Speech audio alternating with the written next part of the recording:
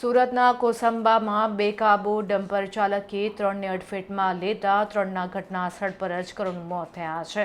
આ અકસ્માતને પગલે રોષે ભરાયેલા લોકોએ ચક્કાજામ કર્યો હતો. મળતી માહિતી મુજબ ડમ્પરના ચાલકે સૌપ્રથમ વીજ થાંભલા સાથે વાહન અથડાવ્યું હતું અને ત્યારબાદ માર્ગ પરથી પસાર થતી બે મોટરસાયકલને જોરદાર ટક્કર મારી હતી. આ અકસ્માતમાં બાઇક પર સવાર પિતા અને પુત્રીનું ઘટના સ્થળ પર જ મોત થયું હતું. જ્યારે નજીકમાં કામ કરી રહેલા એક મજૂરને પણ ડમ્પરે અડફેટમાં લેતા તેનું પણ કરુણ મોત થયું હતું.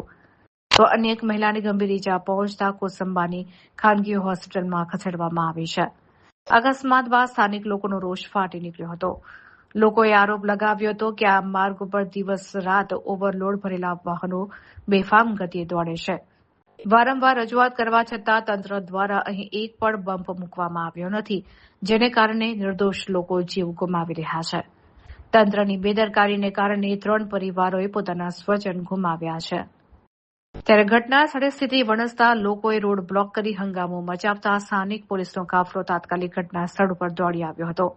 પોલીસે લોકોને સમજાવવાનો પ્રયાસ કર્યો હતો અને મૃતદેહોને પોસ્ટમોર્ટમ માટે ખસેડી ફરાર થઈ ગયેલા ડમ્પર ચાલક વિરુદ્ધ કાયદેસરની કાર્યવાહી હાથ ધરી છે.